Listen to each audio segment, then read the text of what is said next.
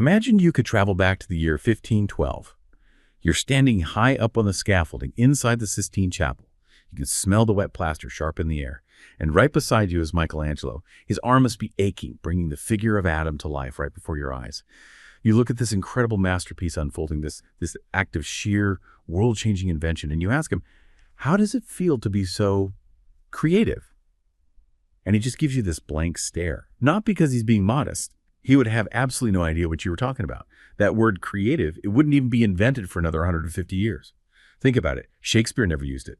Leonardo da Vinci died long before it existed. For centuries, the most revered artists, the biggest innovators on earth, they functioned entirely without a name for the very thing we consider their defining quality today. They might have called what they did skill, or maybe craft, perhaps even the imitation of a divine plan, but never creation. And that absence, it isn't just some piece of historical trivia. It's actually a clue.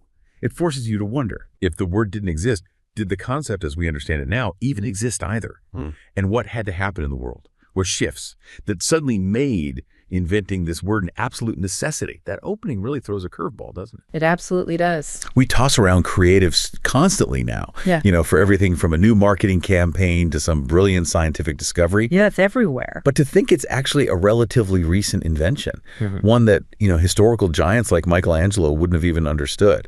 Right. It really makes you rethink everything. It really does shift your perspective on how we value things today versus then. So this deep dive, that's exactly what we're going to explore. This fascinating journey of how our understanding of creating, of making things, of innovating, how it's changed so dramatically across history. And we'll uncover how these shifts didn't just alter our language. They profoundly reshaped our cultures, our economies, even our very sense of who we are as individuals. The ancient world, mastery through imitation. Okay, so to kick us off, let's step even further back in time, way back, ancient Greece and Rome. The foundations. When we think of these civilizations, we picture incredible art, massive architecture, deep philosophical insights, just brilliant stuff. Absolutely, the classics. And we might naturally assume they celebrated creativity in their artists and builders, just like we do. But actually, they had a completely different lens for looking at human achievement. A very different framework. Yeah. To kind of illustrate this, let me tell you about Lycomedes. Okay. I've been trying to imagine the life of a young sculptor in ancient Athens. Let's just call him Lycomedes. Picture him working in this sun-drenched, dusty workshop. The air's thick with the smell of marble, maybe some sweat. Right. You can almost feel it. He's incredibly skilled, right? His hands are guided by techne, which is this profound, inherited knowledge of his craft, passed down for generations. That idea of techne, that's crucial. Exactly. He's been taught the precise angles for a classical nose, how to make the drapery on a tunic look just right. The rules. Master of the form. But one day, he feels this urge, this restlessness to make something different. Something that expresses an emotion he hasn't seen in a statue before, like a deep melancholy on the face of Apollo. Trying to innovate within the form, perhaps. Yeah, exactly. He works like crazy, pouring his heart into this unusual expression. And when he finally shows it to his master, this revered artist, whose hands probably shaped figures for the Parthenon itself, the master studies it. Thoughtful frown, not angry.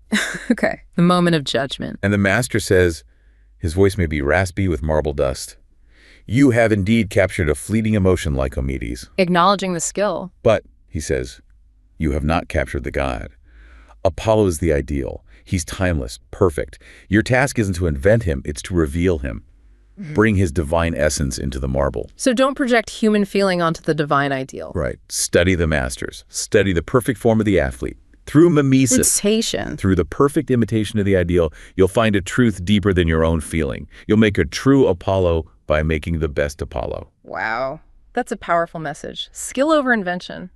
Lycomedes is frustrated at first, But he goes back to his chisel, follows the traditions, refines the proportions, perfects those classical features, and he starts to realize his master was right. The real innovation wasn't making a sad god. It was achieving such absolute mastery, such perfect techne, that his marble Apollo seemed more real, more divine than any living person. So his fame would come from his skill, his absolute mastery. Oh, exactly. Not creativity in our modern sense. Yeah. His name would be known for his breathtaking skill, his techne. And when I think about Lycomedes' world, it really offers such a stark contrast to ours, doesn't it? We're so often obsessed with originality, with personal expression. Which isn't inherently bad, but... No, but there's a profound beauty, I think, in a culture that valued mastery and tradition so highly. What do you think that approach actually meant for, like the physical stuff they produced, the output of the ancient world? That's such an insightful way to frame it, thinking about Lycomedes, because it really highlights how fundamentally alien this concept of creation, our modern one, feels when we look at the ancients. As you pointed out, for the Greeks, poiein, it just meant to make or to do. Simple as that. Right, but very functional. And techne was all about skill or craft, technical expertise. It covered everything, really. Sculpting, weaving, even rhetoric, because it was about mastering a set of rules and practices to get a specific result. So a learned ability. Exactly. And the Roman equivalent, creare, it was more tied to natural cycles. Think farming, the growth of plants, bringing forth useful things by working with existing materials. Kind of like Ceres, the goddess of growth, bringing forth the harvest. It wasn't about making something from nothing. Working with nature, not inventing against it. Precisely. They didn't see art as inventing something entirely new, something ex nihilo from scratch. It was about perfecting an existing form, or maybe revealing a deeper truth that was already there in nature or the divine order. Painters copied nature. Sculptors followed strict mathematical rules for proportion.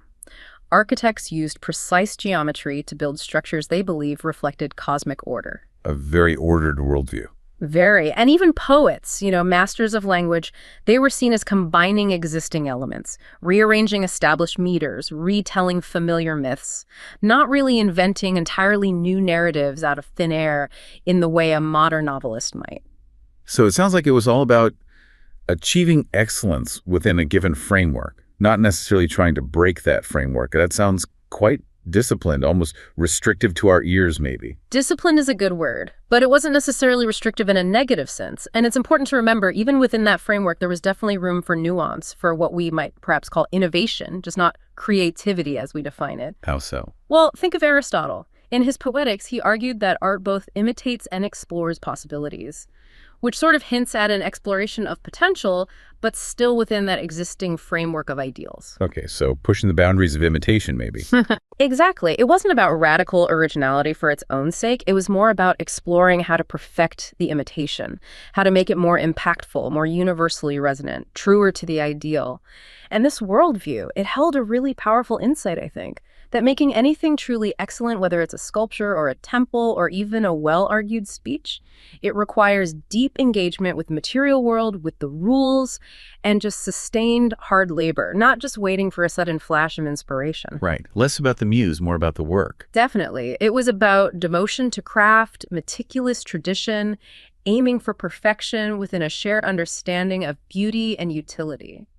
And we can see this reflected not just in, abstract philosophy or stories about sculptors, but pretty clearly in the actual material culture of the Roman world, can't we? Because while we sometimes hear this narrative of Roman technological stagnation, they were building some pretty incredible things. They weren't exactly sitting still. You're absolutely right to pick up on that, and it's a really common misconception, that idea of stagnation. There's been a lot of academic debate among classical scholars for years, some arguing for stagnation, others pointing to significant progress. Okay. But the archaeological evidence, especially stuff uncovered in recent decades, it paints a much, much more dynamic picture of Roman innovation. We see really substantial advancements, particularly in practical applications, less about artistic novelty maybe, and more about making things work better. Practical application. Yeah. For instance, just looking at their material culture, early imperial Romans saw huge changes compared to earlier Republican periods. Their world became considerably more varied, more sophisticated, and this was largely facilitated by improved production technologies that made goods better, cheaper, and crucially more accessible to a wider population. So innovation driving down costs and increasing availability. Exactly. Some scholars have even called it early forms of consumerism, because suddenly more people could afford a greater variety of manufactured goods than ever before. That's a really strong claim for a society that supposedly didn't value innovation in the way we do. So what kind of innovations are we talking about then, if not necessarily grand artistic statements or brand new philosophical concepts? We're talking about pervasive, practical, and often highly impactful advancements that changed daily life. Take glass, for example. Okay. The invention of glass, blowing around the 1st century AD, it dramatically reduced the cost and effort needed to produce glass vessels. This led to a huge proliferation of new forms, like those rectangular glass bottles you see in museums. They were far more efficient for storage and transport than the traditional sort of spherical vases, much easier to pack. Makes sense. Stackable. Right. And by the mid-1st century AD, they could even liquefy glass and shape it into flat plates for windows. Think about that, making buildings much lighter, allowing sunlight deep into interiors without exposing people directly to the cold or rain. This technique was then developed further to create much larger window panes, totally revolutionizing domestic and public architecture. Wow, windows. We take them for granted, but that's a massive change. It is. And you see a similar trend with metal objects, just a huge increase in their use across society, which speaks to this drive for efficiency and accessibility through better production. And pottery, particularly with the emergence of that glossy red terra sigillata ware. Oh yeah, the famous Roman red pottery. Exactly. The innovation there wasn't so much in radically new basic technologies. Many of the key procedures like firing and using slip were already well known. Instead, it was in how these technologies were organized and refined for mass production. Yeah, systemization. Precisely. They introduced mold form decoration instead of time-consuming hand painting that had profound effects on workshop economics, slashing labor costs, and massively increasing output. Standardization of forms also reduced transport costs and breakage risks across the vast Roman Empire. These were strategic, systematic changes. Not necessarily one-off genius inventions, but they paved the way for huge booms in industries like pottery.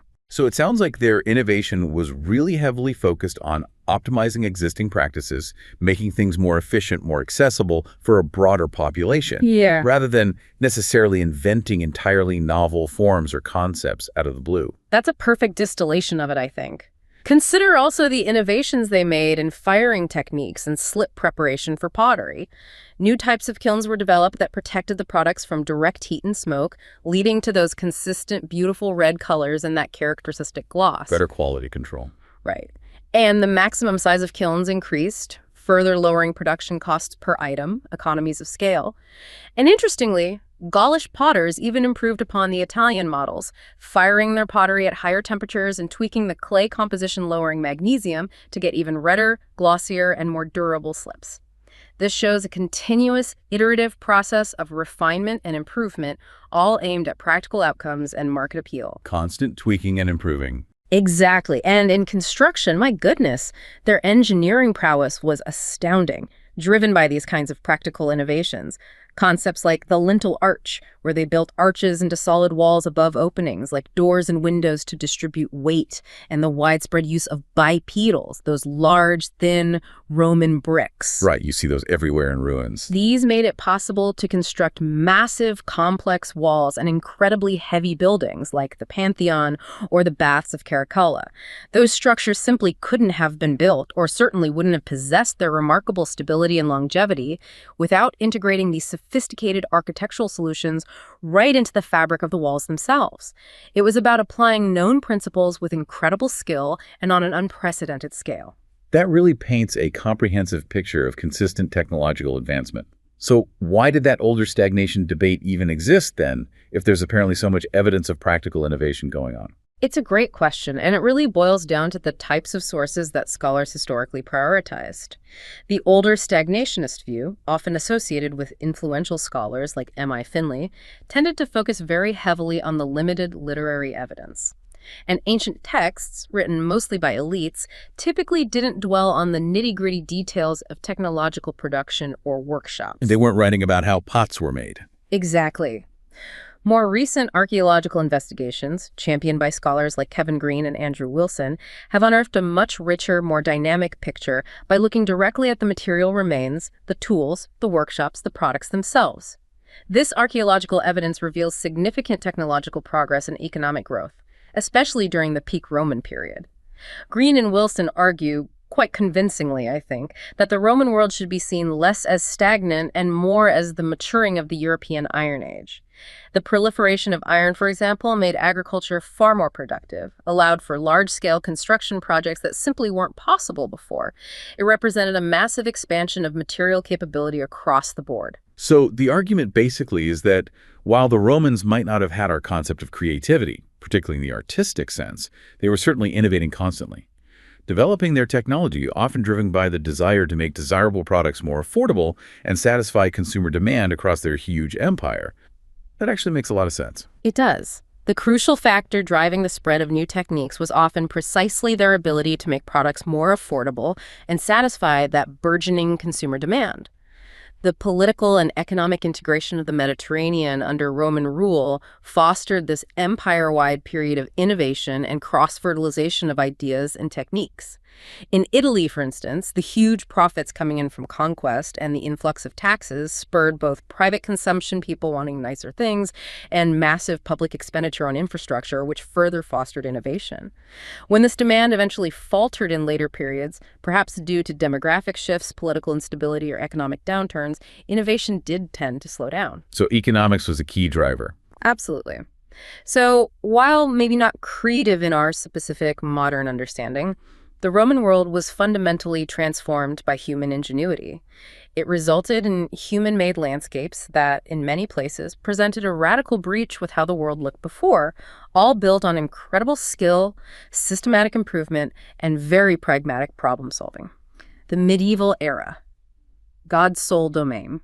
Okay, so that takes us from the ancient world where innovation was really about perfecting what already existed, mastering techne, to a completely different era. The Roman world eventually gives way to the medieval period, and with that comes a really profound shift in the very concept of creation. A massive theological shift, really. Yeah, and this is where we can imagine someone like Brother Gene. His perspective really clarifies how dramatically things changed. Okay. I came across some readings about the medieval world, and it made me picture this man, Brother Gene. He's an illuminator in a French monastery, maybe around the 12th century. His world is quiet, just the sound of his quill scratching on parchment, maybe distant chanting from his brothers. A very focused environment. For 20 years, his whole task has been to help copy and illustrate a single Bible. He doesn't think of his work as art, not really. He certainly doesn't think of himself as an artist in our sense. His identity is tied to his monastic role. Exactly. And to him, the very idea of human creation, bringing something entirely new into existence, it's unthinkable. It's a form of pride, maybe even blasphemy. Because God is the only creator. Precisely. God is the only creator, the one who made the entire universe ex nihilo, literally from nothing. Gene sees himself merely as a maker, a craftsman. He's just using the materials God provided, like crushed lapis lazuli for that brilliant blue or gold leaf that shines like a tiny piece of heaven on the page. Working with God's gifts. Yes. And one day, maybe while he's illustrating the vine in the Gospel of John, he gets tempted. He thinks about painting a tiny, unique snail, maybe with a slightly comical look on its shell, hidden away in the leaves. A private mark, something just his. A little novel flourish. Ah, a flicker of individual expression. Right. But he stops himself. His hand trembles slightly. He realizes this is just his own vanity. It's a desire to invent, rather than to faithfully transmit the divine truth represented in the sacred text. The tradition is paramount. So he scrapes the vellum clean, gets rid of the snail idea. Instead, he pours all his skill, all his devotion, into making the golden halos of the saints more perfectly circular, the crimson of Christ's robe more vibrant, making sure every tiny detail adheres strictly to sacred tradition and the established iconography. Channeling his skill into the accepted form. His work becomes an act of prayer, not an act of self-expression. Yeah. And the fulfillment he feels, it isn't the thrill of individual invention we might see today. It's a profound piece of knowing he contributed his small, anonymous skill to a sacred work that glorified the one true creator. Anonymity as virtue. Yeah. When I think of Brother Gene's world, it really puts our modern concept of creativity into such a different light, doesn't it? For over 1,000 years in Europe, the absolute peak of human achievement was seen as masterful craft done in service of a higher power, not individual genius or radical originality. That's a stark contrast. It is. What do you think that approach meant for the collective efforts of the era? Not just individual monks, but things like cathedral building. Your depiction of Brother Gene perfectly captures that profound shift in the medieval period. True creation became the sole domain of the divine. You're absolutely right. The Latin word creatio underwent a complete transformation. During this time, it came specifically to describe God's unique power to create ex nihilo, from nothing. So it got narrowed down specifically for God. Exactly. And this wasn't just some, abstract theological idea buried in dusty texts. It was deeply ingrained in the cultural fabric. It effectively served as a central belief that shaped cultural policy, social norms, and daily life for over 1,000 years across Europe. So it was literally the common understanding, the cultural default, that humans couldn't create in the same fundamental way God did. That is such a fundamental difference from how we think about human potential today. Absolutely fundamental. You have the 6th century scholar Cassiodorus putting it so clearly, so bluntly. "Things made and created differ," he wrote. "For we can make who cannot create." We can make, but we cannot create. Wow. That distinction wasn't just a theological nicety. It was practically a cultural dogma. It permeated society from the highest church officials and scholars right down to the simplest craftsmen in their workshops. Even the most astonishing achievements of medieval craftsmanship, think about the soaring Gothic cathedrals, incredible feats of engineering that took generations to build, or those meticulously illuminated manuscripts glowing with vibrant colors and unbelievably intricate details. Even those were consistently referred to by the people who made them as products of craft, or making, or artifice. Never creation in that divine sense. They wouldn't have used that word for their own work. Never. It's fascinating because despite this really strong theological constraint on the idea of human creation, medieval Europe was actually far from stagnant in terms of innovation. They were inventing things all the time. They just understood it differently. Okay, how so? Innovation for them was about refinement, about improvement, about the clever application of existing knowledge and God-given materials, often for very practical or communal purposes. Think about the huge advancements in agriculture during that period. The heavy plow, the 3-field crop rotation system, the widespread adoption of water mills and windmills for power. Right, things that change society. Hugely transformative technologies. They dramatically increased food production, supported larger populations, freed up labor. But they were seen as examples of human ingenuity working with God's creation, using God-given principles like water power or wind power, not generating something utterly new out of nothing. So they were inventing, improving, building incredible things, but the specific language to describe that as creative or original just wasn't there, because the ultimate concept of creation itself was reserved for the divine. It really shifts the focus from the individual innovator to the collective and ultimately to God. Exactly. It placed all human innovation within this framework of working respectfully with God-given materials and faithfully transmitting divine truths or established traditions rather than inventing something entirely new just for individual glory or recognition. The emphasis was very much on anonymous skill contributing to a greater purpose, whether that was spiritual, like building a cathedral, or communal, like improving farming techniques. The anonymity is striking. It is. The master builders of those great cathedrals, for example, often remain completely unnamed to us today. Their genius, their skill was absorbed into the collective effort and ultimately directed towards the glory of God, not their own personal legacy. A different kind of motivation. Completely. So this era, despite what seems like a rigid view of creation to us, actually offers a really valuable lesson, perhaps, in respect for collective expertise, for shared knowledge, and for responsibility to the community over the glorification of individual genius. There was a profound humility and a communal purpose embedded in their work that contrasts so sharply with our modern emphasis on, personal branding, intellectual property, and the constant drive for disruptive originality. Right. It wasn't about the individual genius rushing to the patent office to claim a new idea. Not at all. It was about the collective effort, often spanning generations, dedicated to perfecting a craft or glorifying the ultimate creator.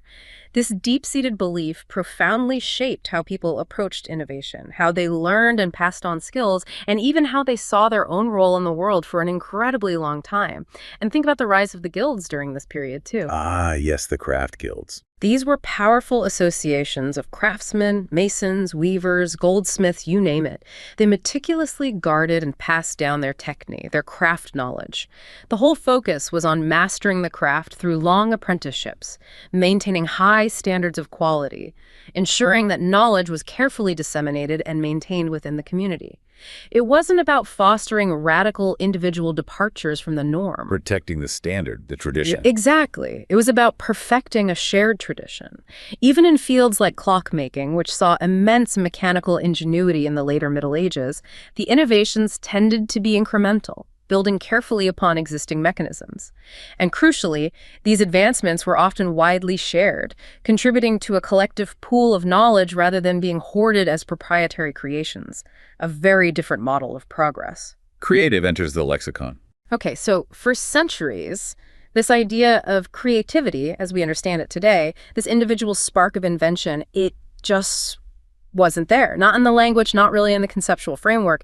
Human endeavor was either skilled craft, techne, or it was seen as imitating a divine plan. A very long-standing worldview. But then things started to change dramatically and actually quite rapidly in 17th century England. This is where we witness the actual birth of the word creative as we sort of recognize it. The moment it enters the language. Yeah. Let's try to imagine the scene again.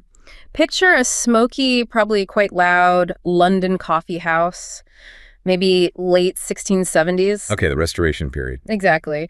And I see this young playwright, let's call him Edmund again. He's nervously clutching his manuscript. The theaters have just roared back to life after years of being shut down by the Puritans during the Commonwealth, and the competition for audiences is absolutely cutthroat. A hungry market. Totally. It's not enough just to write a good play anymore. You have to sell tickets. You've got to capture the public's fickle attention. So Edmund takes his play, maybe it's a historical drama about Roman intrigue, to a theater manager. This manager, maybe a portly guy, shrewd eyes, he flips through it. Gatekeeper. And he grunts, "It's well written, boy. The language is fine. Plot sound." Then he pauses. But is it creative? There's the word. There's the word. And it's new. It's buzzing around the city, you know. It's basically a marketing term at this point. It means novel, maybe a bit shocking, something you can slap on a playbill to lure in the crowds. Something that stands out. Exactly. The manager points out, look, the Duke's Men, they have a play with a ghost that speaks in riddles. We need something to rival that. Your ending. Yeah, it's tragic, but it's expected. It's not creative enough. Pressure for novelty. Huge pressure. So poor Edmund, desperate, goes back to his cramped little room, the manager's words just ringing in his ears. He takes his carefully crafted plot, the one based on meticulous Roman history, and he bolts on this last-minute sensational twist, a secret identity revealed, a shocking betrayal, something that makes absolutely no historical sense but will make the audience gasp. Sacrificing accuracy for effect. Totally. And guess what? The play is a smash hit. The word creative gets printed right there on the playbills. It's praised in pamphlets. Edmund is suddenly celebrated. He actually has money in his pocket for the first time. Success, but at what cost? Well, exactly. As he watches the actors perform his new contrived ending night after night, he feels this little part of his craftsman's soul kind of wither.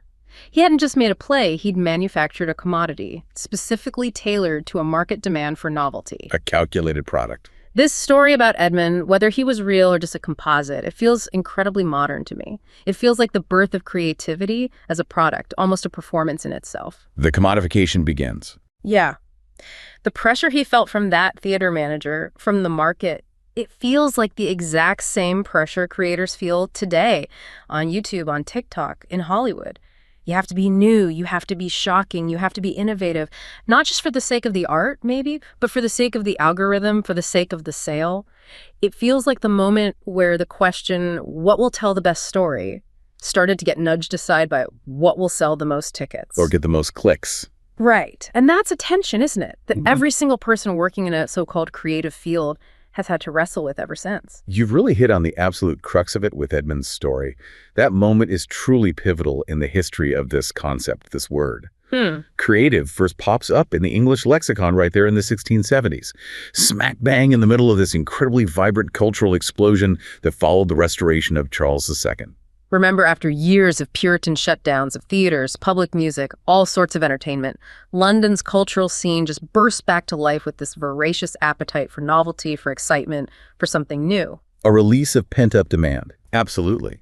And the theaters weren't just open again. They were fiercely competitive. They were eager to embrace genuinely new elements. Things like introducing professional actresses onto the English stage for the very first time, which was huge.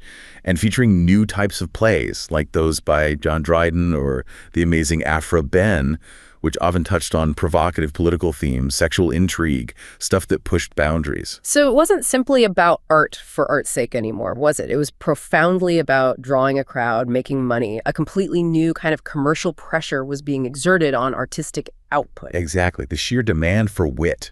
for originality, sometimes just for outright novelty in this highly competitive, highly commercial environment. It created a pressing need for new language to describe and sell these qualities, and creative answered that call perfectly. It filled a gap. It really did. You start seeing it appear in pamphlets, on playbills, in those early forms of literary reviews from the Restoration era. They start using this new term specifically to praise works that went beyond mere imitation. For instance, there's a theater review from 1678 that explicitly applauds a playwright's unusual creative fancy. Unusual creative fancy. I love that. Isn't it great? It directly links originality with artistic merit, but also, crucially, with market success. This wasn't just a neutral description. It was becoming a potent marketing buzzword, designed specifically to grab attention and signify something exciting and different. So the market needed the word. Economic factors were an undeniably powerful driver behind this linguistic shift. You had these wealthy London merchants with increasing disposable income, more leisure time, fueling this dynamic market where standing out from the crowd was absolutely vital for survival, let alone success. Creative became both a description of something genuinely new and, perhaps even more importantly, a really potent marketing tool. It helped differentiate these innovative, boundary-pushing works from the more traditional crafts that still adhere closely to established forms and rules. Okay. This linguistic innovation, in a way, essentially mirrored an economic one, the creation of a market specifically for novel intellectual and artistic products. So is this the point where artistic labor starts to transition from being, an anonymous craft rooted in tradition like Brother Jean to something that's valued more for its unique individual ingenuity, the named creator? Precisely. That's the shift starting to happen. It also reflected these deeper social changes that were underway. Artistic labor gradually transitioned from being seen as an anonymous, often functional role like a member of craft guild to being perceived as a more intellectual individual pursuit. The author emerges. Right. Now, it didn't immediately replace older terms like wit, which meant cleverness, or genius, which implied exceptional, perhaps innate talent. Those words were still very much in use, but creative definitely complemented them. And slowly but surely, it began reshaping the English vocabulary around these new values of invention, individual originality, and yes, marketability.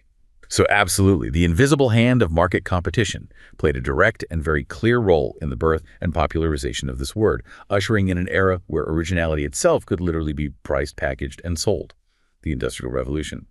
Creativity becomes a systemic need. That's a really fascinating leap, isn't it? Watching creative emerge from the specific context of the Restoration Theater and the coffee houses.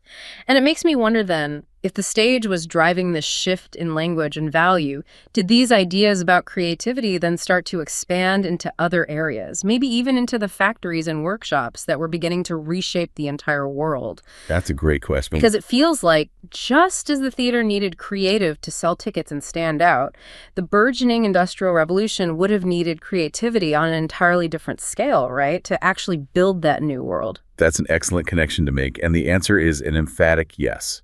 The word creativity, as we generally understand it today with its much broader implications covering technological invention, scientific discovery, economic advancement, problem-solving, it really solidified and emerged into widespread use in the mid-19th century, particularly around the year 1859. 1859. Okay, why then, specifically? Well, it's almost certainly no mere coincidence that 1859 was the very same year that Charles Darwin published On the Origin of Species. Wow. Okay, Darwin. That's huge. It's monumental.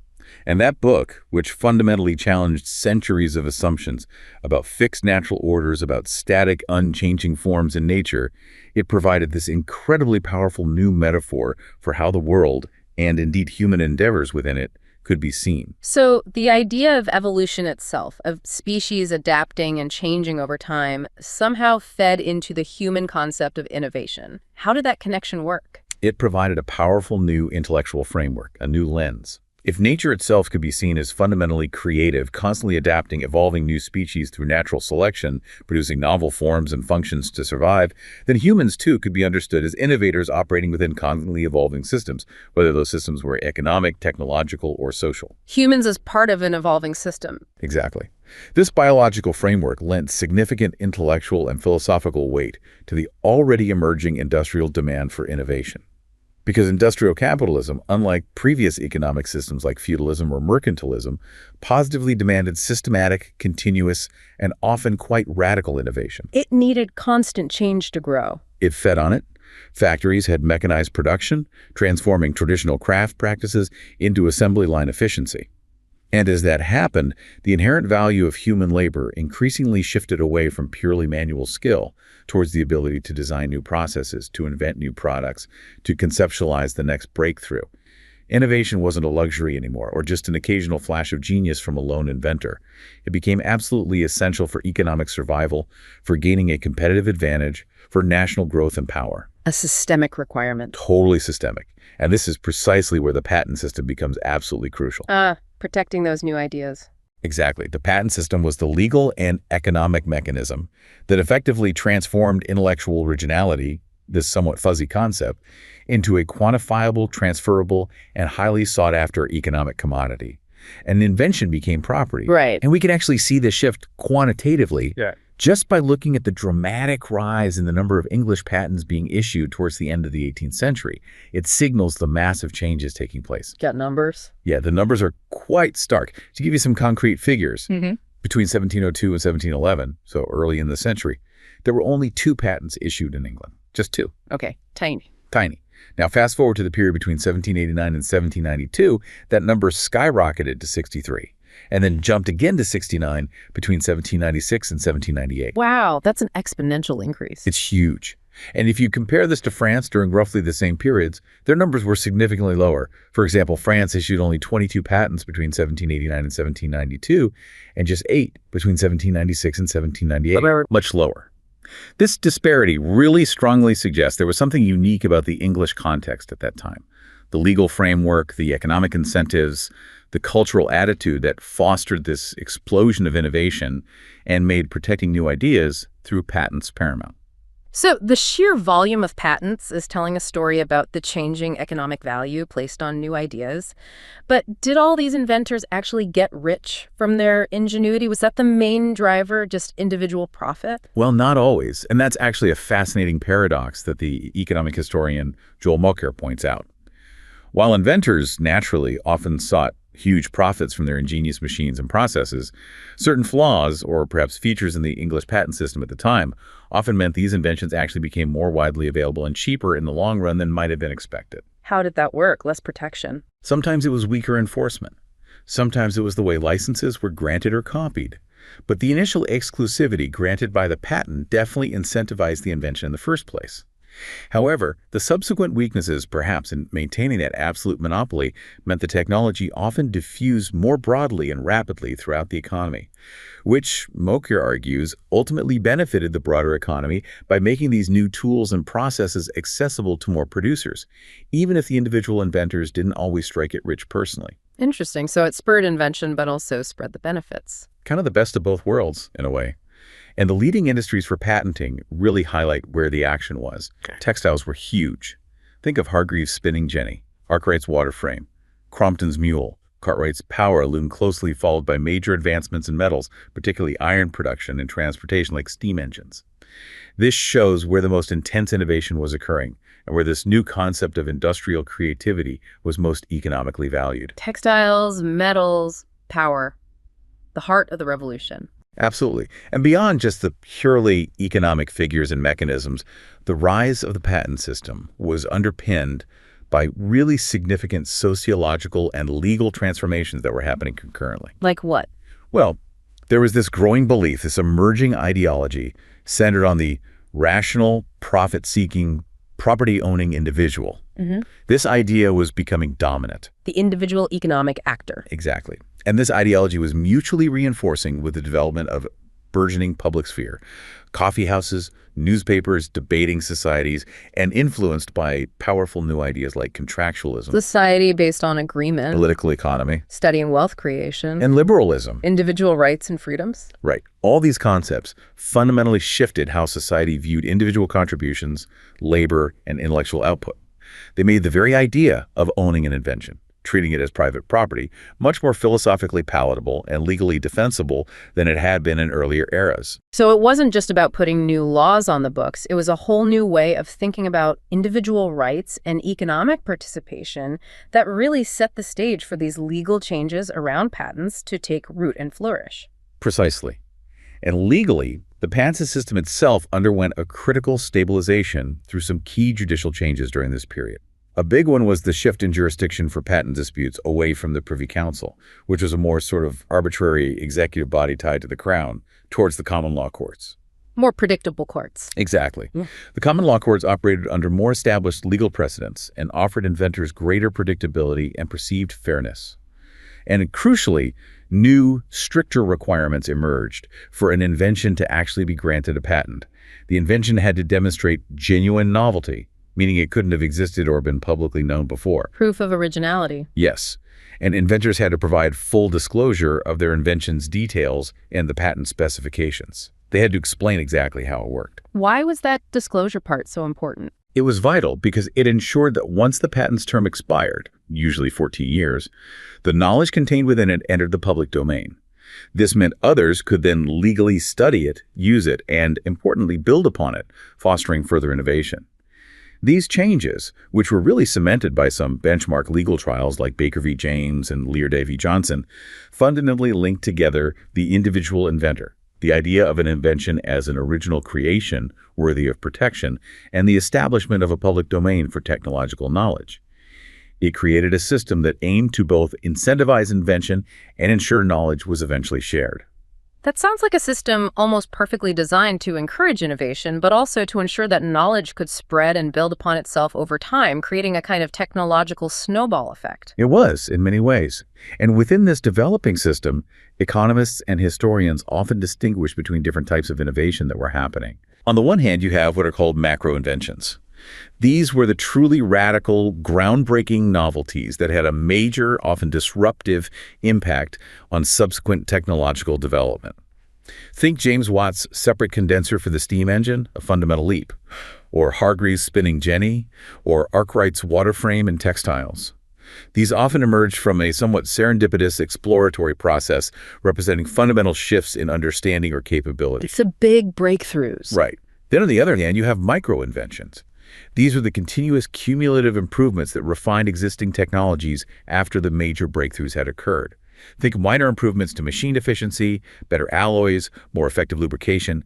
These tend to correlate more closely with economic cycles as they're often driven by the immediate need for efficiency gains and cost reduction within existing industries. So the big aha moments versus the steady incremental improvements that just make things work a bit better or cheaper day to day. Exactly. And interestingly, when you analyze the patents from this era, the macro inventions, the really big breakthroughs, showed a strong labor-saving bias. Meaning they were designed to replace workers.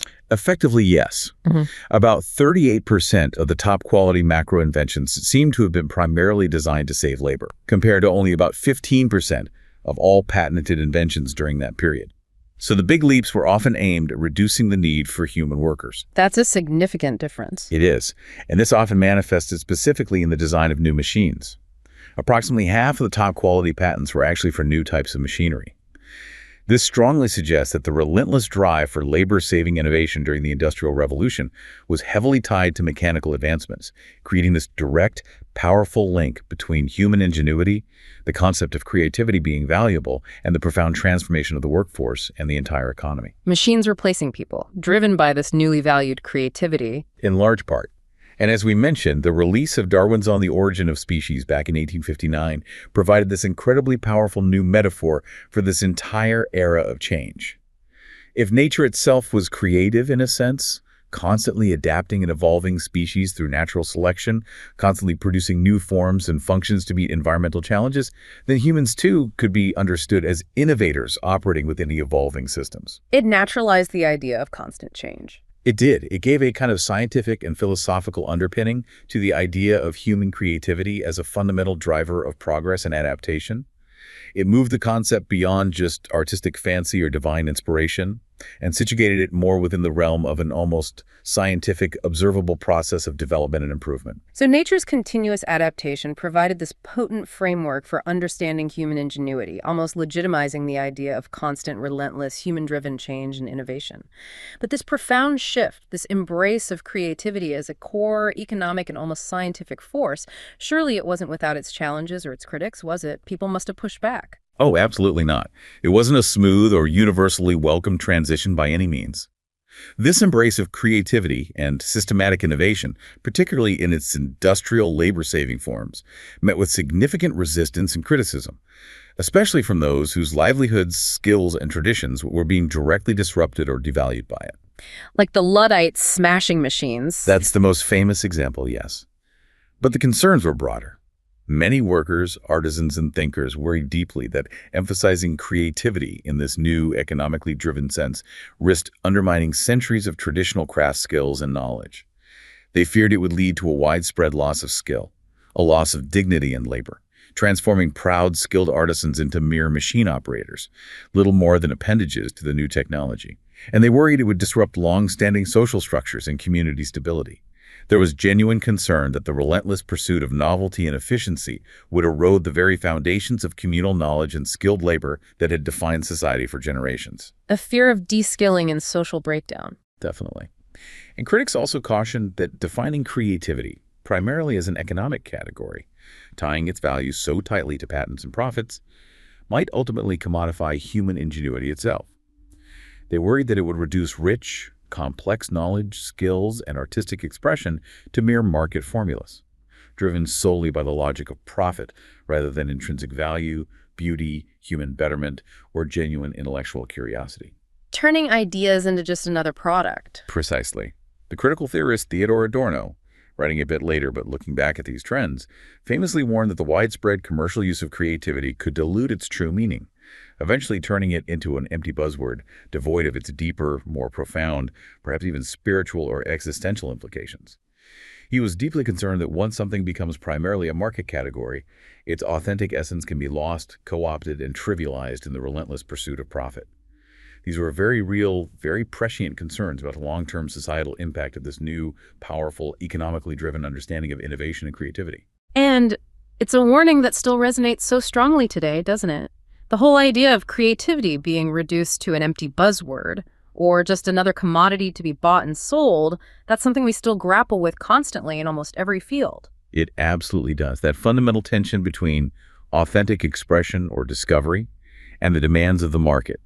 The tension that maybe Edmund the playwright faced back in Restoration England, and the concerns about the commodification and potential de-skilling voice during the Industrial Revolution, they are still absolutely central to discussions around innovation, the arts, science, technology, and the economy today. We're still very much navigating the complex consequences of defining creativity in such a potent and often overwhelmingly economically driven way. Outro. So what an incredible journey we've taken then, just tracing this one word, creative, and the concept behind it. It's quite a ride through history. Yeah, from a world, the ancient and medieval world, where making was primarily about skill, techne, or seen as a form of divine imitation. Where human creation wasn't really the point. Right. To that pivotal moment in 17th century England where creative literally emerges from the pressure cooker of a newly competitive commercial theater scene. Born out of market necessity almost. Almost entirely. And then finally, seeing how during the Industrial Revolution, creativity transforms again, becoming this vital economic commodity, systematically encouraged and measured through things like patents, and driven by the relentless demand for progress and efficiency. And underpinned by new scientific ideas like evolution. It really highlights, doesn't it, that words don't just appear randomly in a dictionary. They don't just fall out of the sky. Not at all. They emerge for reasons. They arise when these profound cultural, economic, or technological changes happen that demand entirely new ways of thinking about the world and new ways of describing the world around us. Language evolves with society. Exactly. And our modern concept of creativity, the one we use so freely today, with its heavy focus on individual genius, on originality, on systematic innovation, on disruption, it's very much a product of these specific historical forces we've talked about. It's been shaped profoundly by competitive markets, by the rise of industrial capitalism, and by scientific revolutions like Darwin's. It carries all that history within it. It really does. It's a remarkable evolution when you trace it back. And it just proves, I think, that even our most fundamental seeming ideas, concepts we think are timeless, like creativity, are actually not timeless at all.